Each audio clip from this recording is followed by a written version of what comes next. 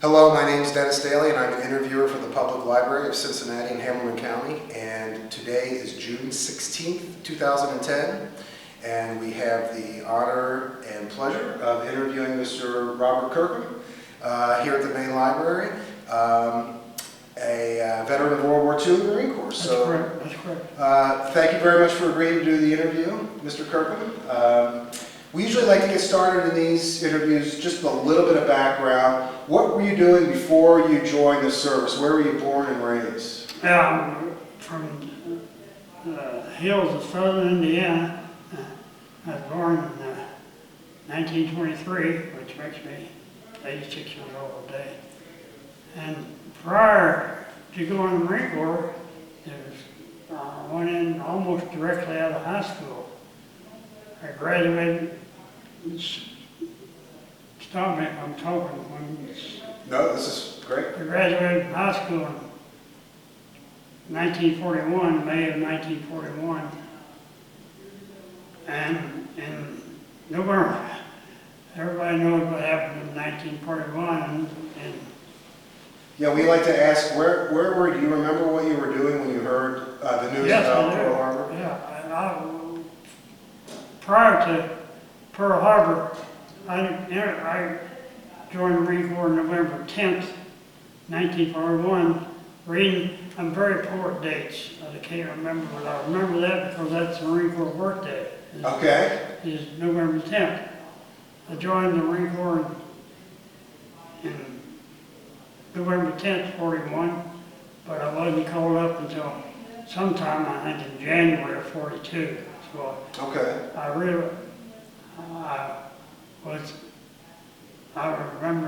Pearl Harbor so distinctly. A couple of friends of mine, high school friends, we were on our way to Louisville, Kentucky to a movie when we heard the news of Pearl Harbor. And needless to say, after that, it's become very plain that not only me, but what we thought about everybody else was going to be in some kind of service. So you actually joined the Corps before Pearl Harbor happened? Yes, I did. Did you do that because of the peacetime draft, or what prompted you to actually join the Marine Corps? Well, I had read, or I figured, and a lot of my, and I knew a couple of guys that were in the Marine Corps, figured that they were going to be drafted sooner or later. There's war going on, so I wanted to get in there. I didn't want to be drafted, so I wanted to join the Marine Corps, along with about 5 other of my very, very best friends. We joined about the same time. So you obviously knew you were going to be going in when Pearl Harbor hit. You said in January they called you up. Sometime in January 42. Yeah. Now, where did you go then for? Well, the recruiting office for the Marine Corps was in Louisville, Kentucky, which was about 30 miles from where I lived. And they called after I joined in November. They called myself and, well, I remember 3 or 4 other guys that joined, and we reported to the Marine Recruiting Office in Louisville, Kentucky, which is early in January, which at the time they took us to the railroad depot in Louisville to ship us to San Diego, California. Oh, so you went west. Pardon? You went west. You didn't go to South Carolina. Yeah, I went to San Diego boot camp. Interesting. Myself and I remember my mother and dad took me to Louisville, and I had never been any place up to Harrison County, Indiana. But it was about a 4-day trip on a train to San Diego, California, and from there, as the old guy said that met us at San Diego, your ass now belongs to the Marine Corps, and sure enough it did. Yeah, you talk about the 4-day trip across country, which I find really fascinating. Did you experience I know that some of the other veterans have talked about this. Did you ever experience having the train pulled off the track so that civilian trains could come through, or did you have no problems going out? No, at that time we weren't, I don't think high priority or regular passenger, I believe. Okay. And I don't think it was high priority for us, although, you know, I'm not sure about that. I wouldn't want to say for sure.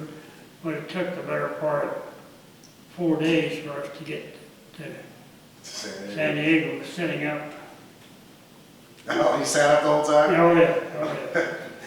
So there you are, a kid from southern Indiana in San Diego, and boot camp must have been an eye-opening experience to say. Boot camp was, and I can't remember what it was, 13 weeks or what, I don't remember, but it was an experience that, yeah, anybody that went through that would never forget Marine boot camp, and I certainly won't, because I didn't know that there was that kind of discipline that exists in the world, but it was so good. What was some of the stuff that you remember from boot camp? Anything in particular? In boot camp? Mm-hmm. You mean incidents, good or bad? Or Yeah, just anything. I got one incident I can always remember. The whole thing was so miserable for me and everybody else that just got in, they couldn't imagine. And the parading all day and the parade grounds and all the stuff we had to do, and I developed what I thought was a sore ankle, thinking maybe I could get out of this stuff.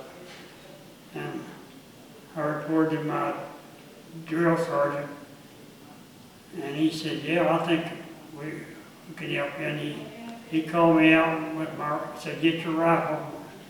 He took me out to the parade ground, which must be, the parade ground in San Diego boot camp must be a mile around anywhere, or maybe more, I don't know. And he said, now, forward arm to the rifle, now start running around them. And he sat on a little stool waiting on me to come around. He said, now how's your ankle feel? I said, better. He said, well, you better make another round, and we'll see if it feels better yet.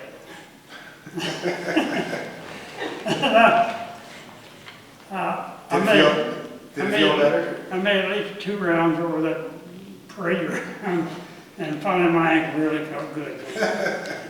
And you were in probably what, combat boots and? Pardon? You were in combat boots and oh yeah, your rifle. Yeah. The rifle, helmet, and everything went with it. And that's just one small incident of boot camp that everybody went through that, and everybody at the time didn't realize what the discipline was for. And I was forced to stand at attention and sing the Marine Corps hymn with a bucket over my head. And, that and everything else. And they had 39 in our platoon, 1138. They had a mail call every day, and they just gathered the guys around the hut, mail call, and if you were on one side of the group and they called your name, you answered yay, and he threw the mail to the other side. And you never got your mail handed to you or anything like that. But the things that went on, I realized since so much how good it would be for every kid that graduated from high school to experience the discipline of the Marine Corps, and especially the boot camp training. Sure. Something else. And I'm sure you found out it served a pretty important purpose, the discipline later on in your military career. One of the things that a lot of the men and women talk about during that war, and I don't know if you experienced this, but did you meet people from all over the country? Oh, every place. I had, and it became especially so after I got in and I'll tell you if you want me to, in the Marine Air Corps after boot camp. Right after boot camp, got in the Marine Air Corps, volunteered to go to the Marine Air Corps. They wanted it, and they selected you past. Anyway, it was determined that I would go to ordnance school in Norman, Oklahoma, and I went there for 3 or 4 months, ordnance school, and made friends there. And then I got to the ordnance school. Sorry to interrupt you, but you said I was in northern Oklahoma? Pardon? The ordnance school was in Oklahoma? In Norman, Oklahoma. What kind of stuff did you learn in ordnance? Well, I learned how to all the armament for Marine Corps airplanes, which include the 30 caliber machine gun for the gunner, which I was, and 50 caliber machine gun, and also a 20 caliber machine gun for the wings and the nose, and also all the bombs equipment from the small bombs up to the big bomb. That's what ordnance is all about. Right. We learn ordnance school. And after completing ordnance school, I volunteered. They wanted guys to go in gunnery school. And I didn't have any idea what it was about, but I learned that the Marine Corps had 2 or 3 squadrons of dive bombers. And for that, they needed a gunner, a pilot, a gunner, and a dive bomber.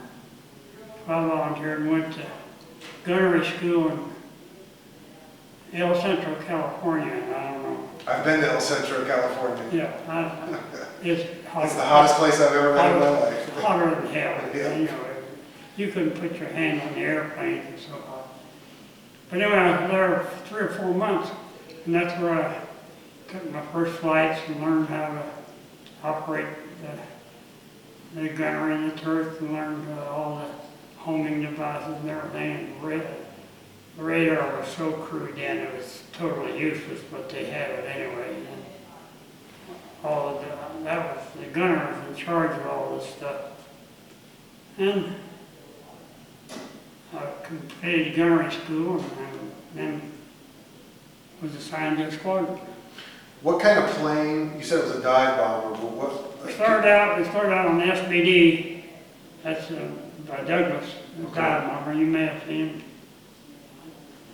pictures of it. I'm sure you have, the perforated flat and dive bomber. That's what we started out as, and that became the SBD all the way through the one, all the way to the SBD-5 became obsolete right after I went overseas, and we put in Curtis Helldivers, SB-2C Curtis Helldivers, and that's what I flew in combat. What was the crew like on a dive bomber? How many? Two. Just two? The bomber and the gunner? Okay. But So, the training that I had in SBDs was so extensive. We were, I don't know how many hours, hundreds of hours of going out and actually dive bombing targets in the Salton Sea and Santa Catalina Island, and wherever we had targets, I'll never forget my first dive. I thought, how in the hell did I ever get it? But anyway, that was part of the training, and outside of accidents, which there's always a lot of them, sure. Especially true in that business. So a lot of my buddies killed in training.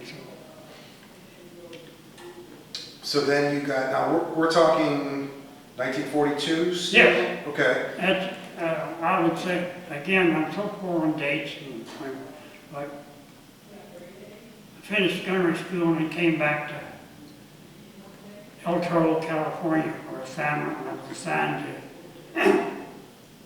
VMSB 141. And I do remember that because my first, 141 was a squadron that originally flew in Guadalcanal to start with. Okay. And I was all the gunners and the pilots. There were formed this squadron, and I got to be part of them, and they've been through Guadalcanal, and I just absolutely awed me. So. Sure. So then you got assigned to the squadron. Did you then go immediately overseas? No, not really, no. We went, as I said, I had training for I don't know how many months. Had carrier landings, all kinds of training on the dive bombers. Of course, as much for the pilots as for the gunners. I wish I could remember exactly how long it was, but I was in a squadron in Gillespie, California, which is just a little old strip that they had. We stayed there for several months. Now, every day, a couple flights a day. And then we moved back to El Toro, California, for more training there. And from there, I went overseas. Okay. Did you go on a troop ship, or were you on an On a troop ship. Okay. Troop ship, and it took, I wish I could remember how long just to get to Hawaii. And the wreckage was all still, Right. the Pearl was still there. There wasn't nothing cleaned up. Sure. And from Pearl, we stayed 3 days in Pearl Harbor, wherever I get up there, and then we went to,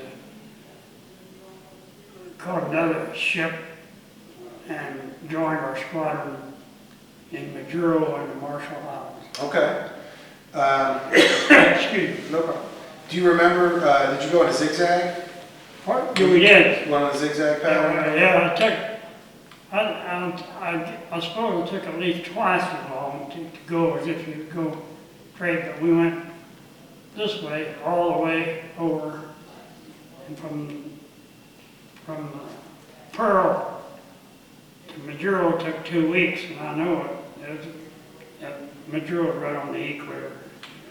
And if you went straight on, I'm sure you could sail down there in 5, 6 days. I don't know, but it took a long time. Did you cross the equator? Pardon? Did you cross the equator? Well, I crossed the east equator several hundred times and flying to where we were having strikes. We were right on and we crossed going to. I'll tell you about I'd say we landed at Maduro and there I joined, I think it was 132, VMSB 132. There was the F-4U squadron, Corsairs, and SB-2C Helldiver there. Of course, I was in the dive bomber squadron. And I was quick to, after a lot of orientation, quick to learn they had the 4 major Japanese islands that we were hitting. They were Mille, Malolap, and Moji. And then I was trying to think, we put the name of that other island up, and I can't think of it. If I saw it on the map, I remember. But anyway, those 4 islands were the islands we were scheduled to hit. In other words, like so many of the islands in the Pacific, these islands were not invaded, they were bypassed. In order, everybody knows why, we could contain them there rather than sacrifice thousands of men invading these islands. So our job was to just bomb the stuff out of them day after day, which we did. Which is fascinating to me. I'd known about the island hopping and bypassing islands, but I didn't realize that. So your job basically was to contain the Japanese forces there and make sure they couldn't get off and go. Which we did, and I don't want to get ahead of myself, but we started out with pretty well contained all of these islands had strips on them. I'm talking about landing strips. Right. And the first job was to nullify their aircraft where they couldn't fly back, and we finally did that. They could get no more planes in here, but we continued bombing one of these islands every day for I don't know how long. And sometimes I've gone on 2 strikes a day. So, Going back a little bit, the reason I asked about the equator, did you have the whole ceremony on board ship where you were shellback, and did you go through that ceremony when you crossed the equator? Do you remember that? I do. Okay. I do. I remember that. King Neptune and all that Yeah, kind of stuff? I remember the ceremony and the blah, blah, blah that went with it. But, as I said, our landing strip was almost on the equator. And flying over to Millie, which took us, was 80 miles. Below that was 120 miles. And Moji was somewhere in that neighborhood, or a little different direction. We crossed the equator almost every time we took off and came back. So you were flying, and that was another question I was going to ask. You were flying off of a landing strip. You weren't doing carrier. Not that. We had trained on carrier landing before we got there, so we fell in the Sangamon Bay. But our flying combat or against these Japanese islands was based on an airstrip in Jura, which is a little Corp airstrip that the Seabees had built for us. Right. What was life like on the Marine base where you were at? Was it a big base, or Was it what? was it a big base No, there? no, very, very small. They had room for a landing strip, and as I said, there was a squadron of Corsairs, fighter squadron, and our squadron was a dive bombing squadron.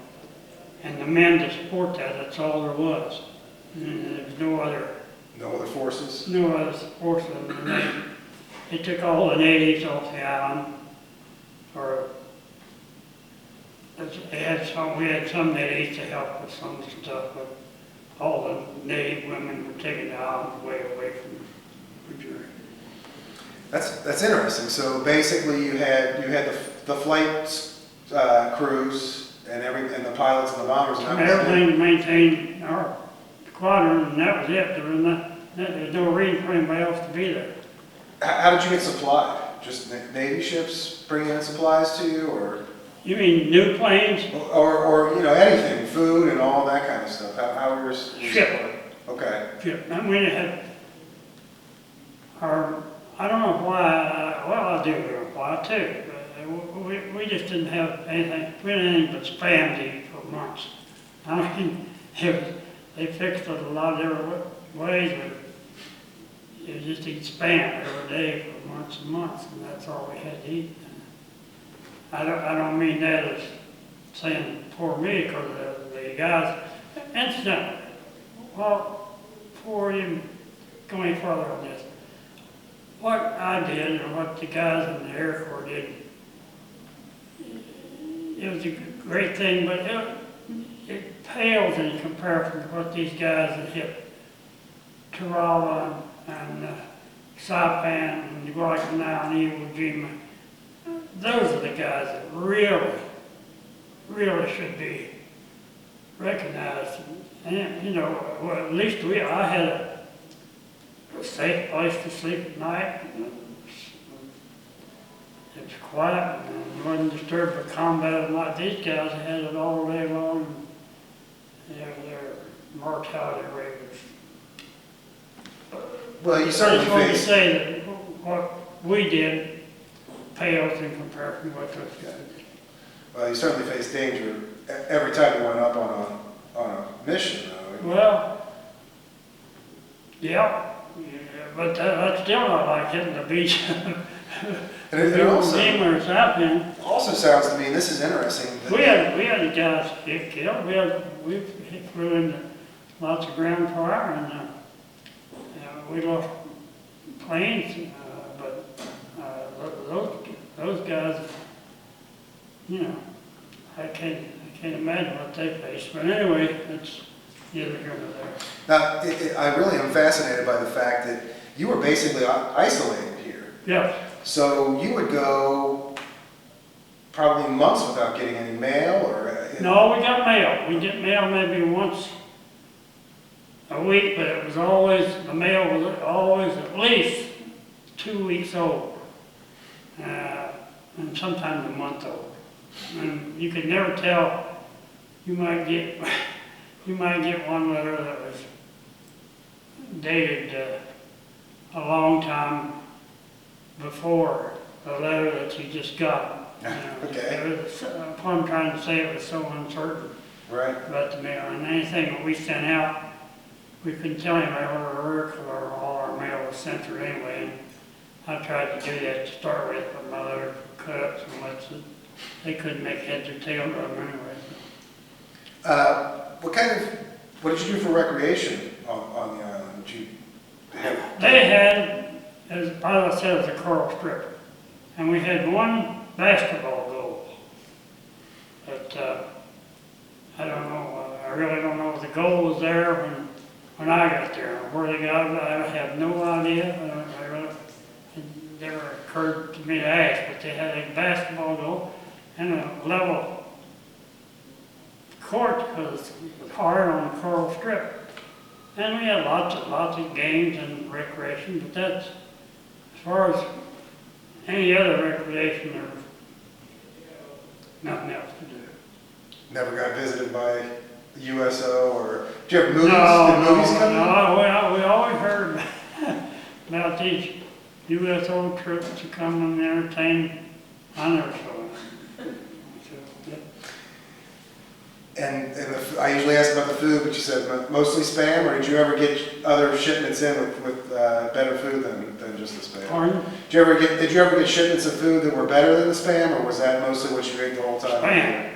It's Spam, and they fixed it, fried, bake it, Virginia bake it, whatever, stew it, I don't know what all they did to it. But that's all, no, we did have powdered eggs. We could have powdered eggs for breakfast, but Spam was about the only thing I did. What about drinking water? How did you have clean drinking water? What about what? Drinking water. We had, I'm trying to think about, we had drinking water and plenty of it. There was no shortage of water. Okay. And I'm not quite sure how it came about, how it was purified to make the drink water, I don't know.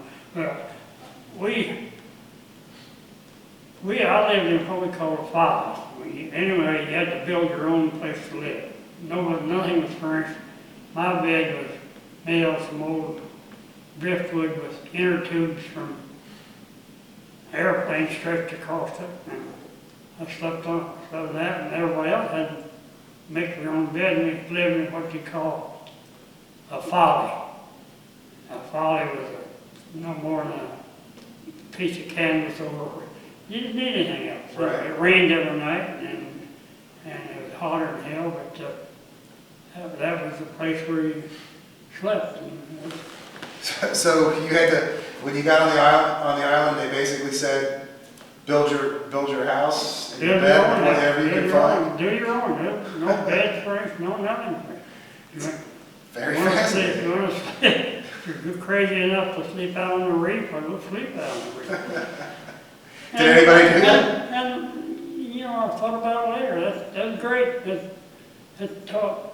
It was more Marine Corps discipline. I'll just put it that way. That was just one of the things. You do it yourself. So. But I think it was so quiet, especially at night. You couldn't have any lights on, but you could hear the surf coming in. And I was telling Sandy the other day that I don't think one time I remember a strike. A strike, we call them strikes, the Army call them missions, or whatever, we call them strikes. I don't think I remember a strike when I was really afraid to die.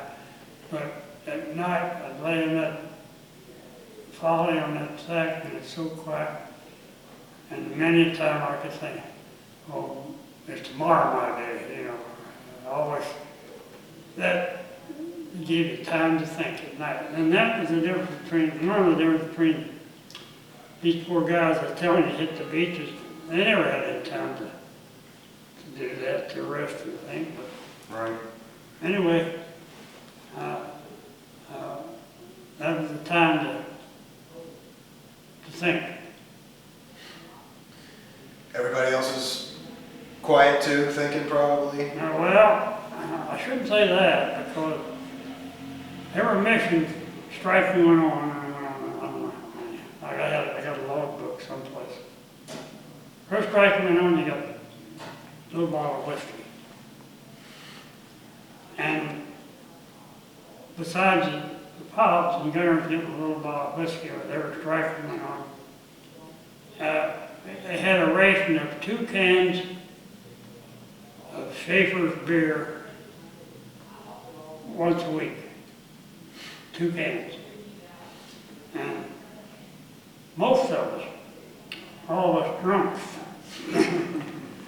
instead of drinking the little bottle of whiskey after each mission, we'd save them up to get 10 or 12, and everybody get drunk. And that's, Well, there's some recreation, right? you know, I shouldn't be telling people this, but that's the way it was. Absolutely. That's the way it was. Sure. And pilots too, the same way. You know, who wants one after a mission? They'll save them up and get 10 of them. That's right. Have a It good time. didn't take long to get 10, you know. Take us through, I've never actually interviewed a Marine, someone who was a Marine pilot, but a lot of Army pilots, I always ask them this. Can you take us through what a strike was like from the time you woke up until you actually came back from the strike? How did that unfold? Well, the schedule was made. A flight, I forgot what it's called. But the CEO evidently, or Captain Stockton, our CEO, evidently got orders from who knows what island hit him one day.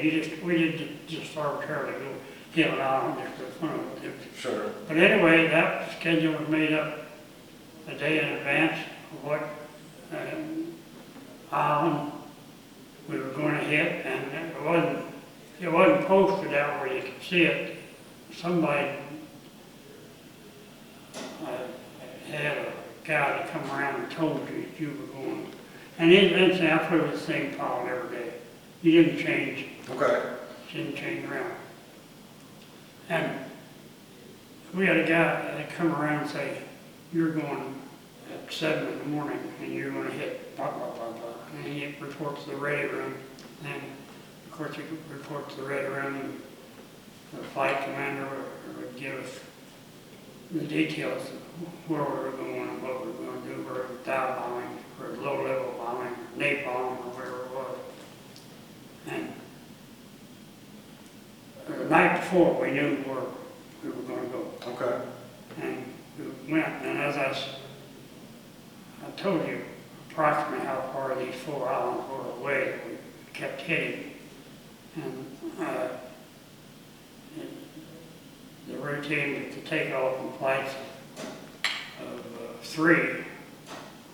And we only had, in our squad, we only had 18 planes, and never really more than a dozen of them fly all one time. Okay. They just weren't, if we get 12 planes in the air, we're doing pretty good, but if we got 12, we'd go on flights of 3, staggered, so the lead pilot knew where we were going, and then we would hit that island, whether it was dive bombing from high level, dive bombing, or low level strafing. That's what I always liked, the strafing part, or napalm, or whatever kind of stuff we hit them with. And what you said about the distance of the islands, that it probably didn't take you very long to get to your target. No. An hour or so? Well, no, these planes they're not like today's planes. Sure. You know, the top speed of the SPD was 180 miles an hour, and it took Millie was 80 miles away, so we could get to Millie in damn near a half hour, you know. Take a little longer. After we took off, we had to form our formation, and then it would take maybe 3/4 of an hour to get to them. Okay. Yeah. How many in formation? Did you go in groups larger than 3? Did you what? Was your formation larger than 3 planes? Or? Yes, it Okay, was, so, I mean, 3 planes together here, 3, right. 3 behind, 3 behind. But we never had any more than 12 planes in here at one time.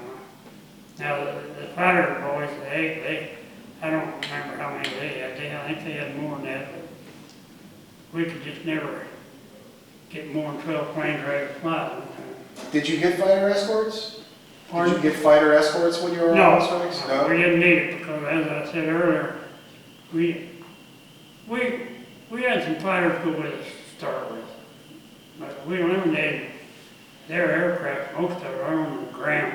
Okay. Millie and Wojcik.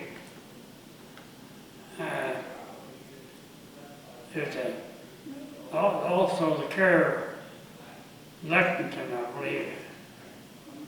We coordinated it with them with a big strike on Wojcik where, I mean, just about knocked out all their aircraft on the ground.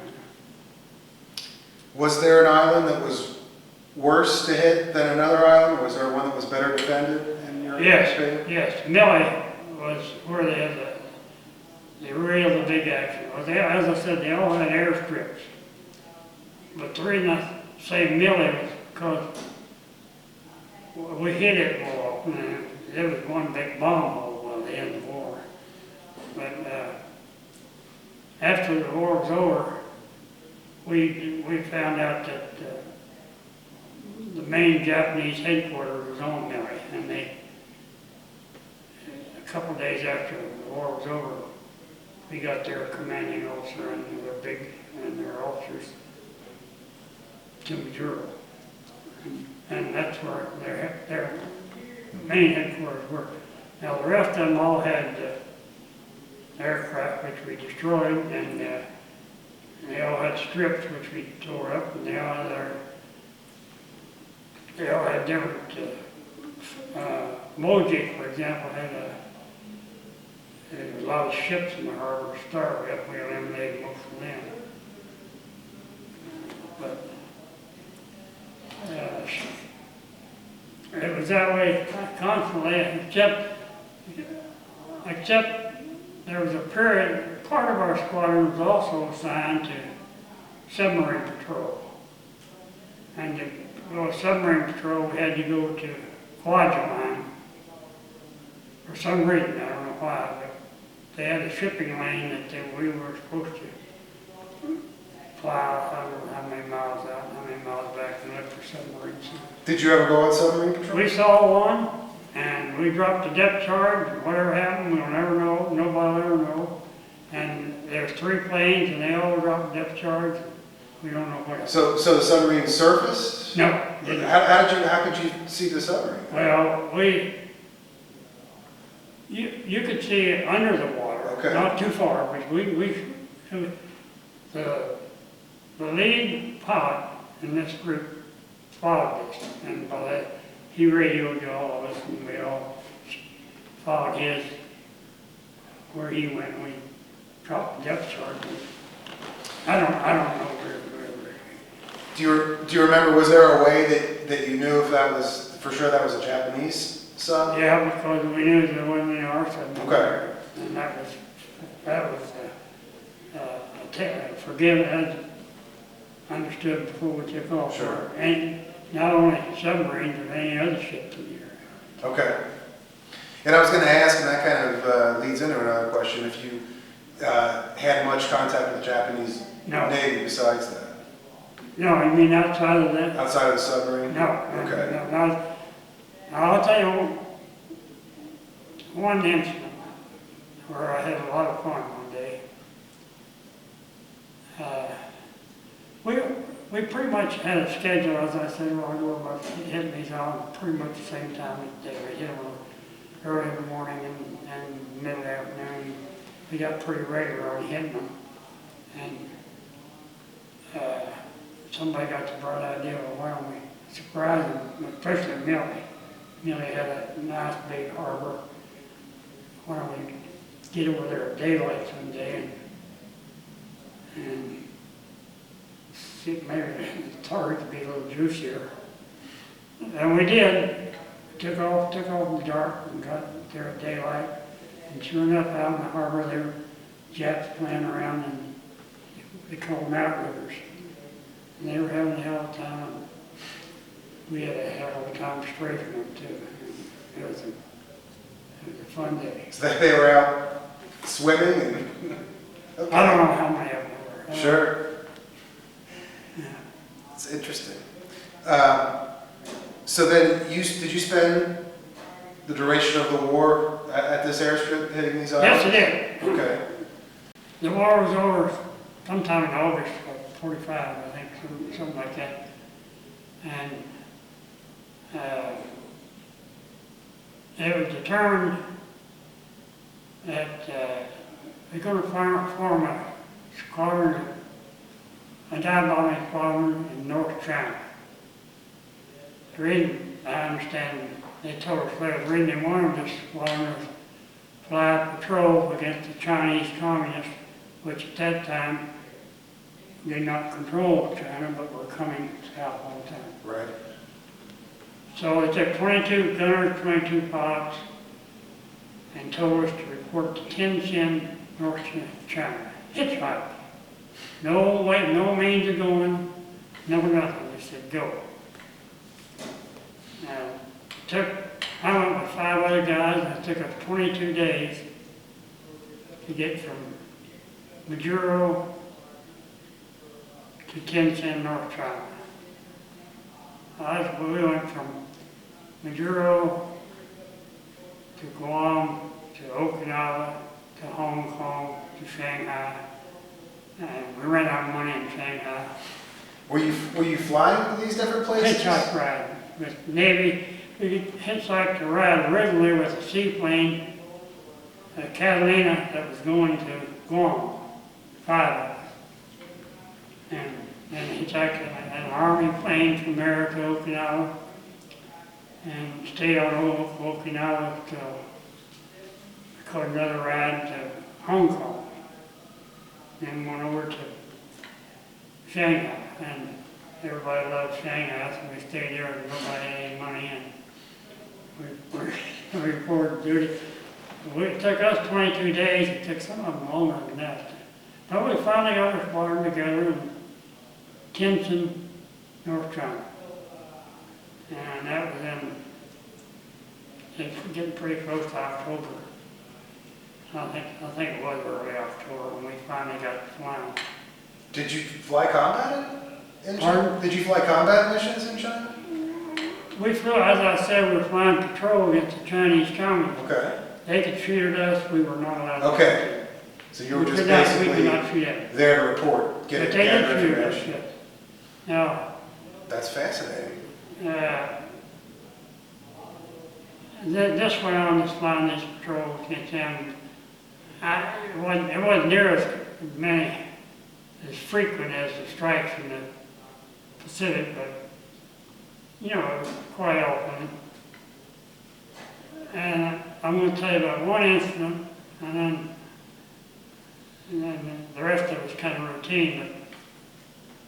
But I think it was in December. It's in December. I think it might have been even December the 7th. But it was determined by whoever that we were going to show the communists show of force, we called it. We only had 12 planes, and we took off 12 planes out across the North China Sea, up again, back into China, where the communists were, and we wanted to show them these 12 hell divers on the road. You know, some of them we were present. Right. And which we did. Coming back out over the China Sea, North China Sea, we ran into the damnedest storm anybody will ever run into. We lost 6 of those 12 planes. We lost 12 men coming from North China back to Tianjin that day. I was on that flight of the 6 planes that got back. That was deadlier than any combat mission I ever. But It's fascinating. I I want to actually go back a little bit if we could. Something I thought about. How quickly did you get news, say, of the German surrender in Europe? Do you remember when you found out about that? Yes, I do. I remember very distinctly. It was night. My pilot and I had night duty in the radio room, and you had on a radio where you get a cracking sound here and there, but we got enough over. We had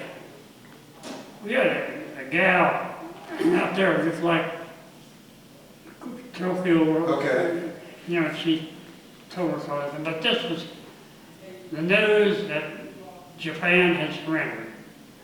It was on, I believe, August 15th. I'm not positive about dates. I'm not positive about that. But anyway, we flew a strike that morning, and we wondered if we flew the strike after surrender. We didn't know. Okay. But anyway, we could possibly have. Nobody will ever know. Sure. Nobody will ever care. But anyway, we found out that night, on August 15th, that the war with Japan, that Japan had surrendered. That was after we dropped two atomic bombs. And I got Harry Truman to thank for that. Our squadron was scheduled to go on a carrier invasion of Japan at Honshu.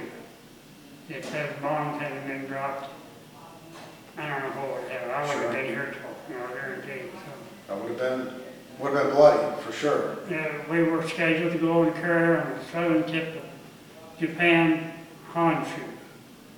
We were told that. Anyway, after the war was over, we spent... Did you have some whiskey saved up for that night to celebrate with? Oh yeah, we did. That must have been just a everything big we get night. together. Yeah, we had a big celebration. So you had a radio on the island, obviously. Yeah, we had a radio. So we you got couldn't the get news hardly pretty get fast. anything, but we had one.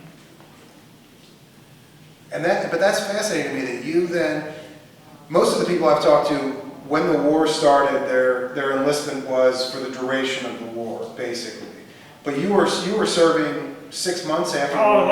At least 6 months. I didn't get home from China until May of the following. Was this kind of a covert operation, or it just seems... Nobody knew we were flying patrol against the Chinese colonies, except the people that wanted to know what they were doing. Right. And I think after that incident where we lost those 6 planes, I think that was, my wife had the paper with that headline with those 6 planes. I think after that became known that we were in China doing that. I don't think that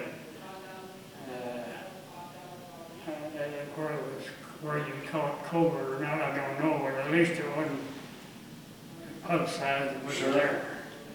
So how long after the storm did you get discharged? Did you get... Now, I don't actually know how it worked. Did you have At that points? time, there were no warnings about where a storm was, we flew into it coming back from North China, we crossed the North China Sea back down to Tianjin, still China. And we flew into that thing,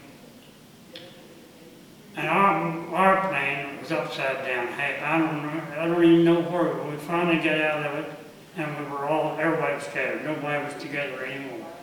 We got back to the base, and we found out later that 6 of them didn't come back at all. And I guess it was like flying into a hurricane, Sure. typhoon, I don't know. And not knowing that you were No, going to hit it. it was pitiful that we didn't have better knowledge of what we were flying into, but we didn't. We Right. flew right into it. And then, how did it work in the Marines? Did you have points, like in the Army, that you could No. achieve and get out? Or? The Army had 4 or 5 strikes. You got an air medal and you got points to go home. I had enough points to go home. Well, I was still on the island, but they had to have this squadron of dive bombers in North China. And we might have been the only dive bombing squadron left. I think it's very highly possible. Sure. We're, That late, yeah. yeah, I don't think there's any of them left. So You know, there's no questioning about it. You go to North China, that was it. Now, I will say this, especially after that flight in December, I lost all my enthusiasm for flying. I really, we'd fly back in the interior of China, and if you'd have gone down there, they'd still been looking for you. It was that isolated, and I wasn't looking forward to any more flights, but I stuck with it till May. Well, we didn't fly from all during April. We didn't fly any missions. I don't know whether because they knew where the communists were or what, but we didn't fly them. Now, I will say that in this flying we had lots of, I flew over the Great Wall of China, about 10 feet above it for miles and scare everybody on the wall. We got official complaint from the government of China about doing that. And we had some light moments too. That's a unique way to see the Great Wall of China too. Most people. Our light moment was for Christmas. We was there at Christmas. Everybody else a bottle of Russian vodka, and that was another light moment. But it was cold. We were in an old Japanese barracks, and the people, I cannot tell you how pitiful the people, Chinese were, the Japanese, and raped them, you know. Sure. We went into Shanghai, they had dead out on the streets. Oh, yeah. That was right after the war. After he took it. It was terrible. Well, that war started almost 10 years before. How many years before? So, Yeah. It went on and on and on. So when did you finally get word that you were going to get to come home? Well, we got word to coming home, I said in May, and the squadron, we quit flying in April.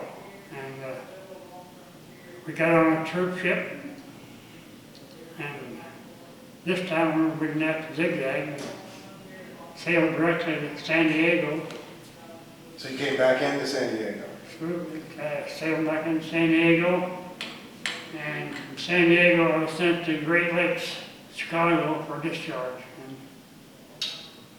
that was about the life of my Marine Corps. So they gave you a ride home. You didn't have to hitchhike home, huh? I didn't have to hitchhike That's home. good. They gave me a train ride from San Diego to Great Lakes. Great Lakes for discharge.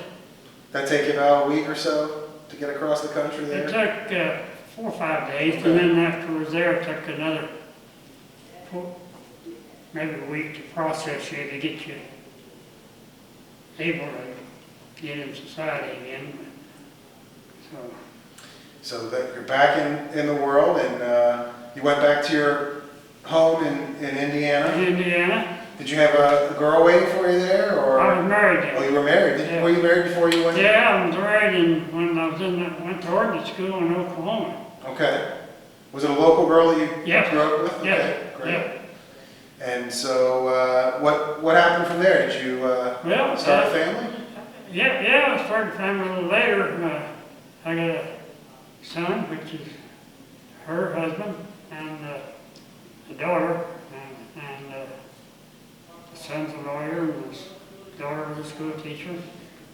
And my dad was in the hardwood lumber business, and he was killed no sooner than I got back in a car accident. So I stayed in the business and started from companies in the business, and finally worked my way up, take up my own business, my own hardwood business in Terre Haute, Indiana, and after I mortgaged everything I could possibly get a hold of to buy the business, and I just started to do well when my wife was killed. Oh. And,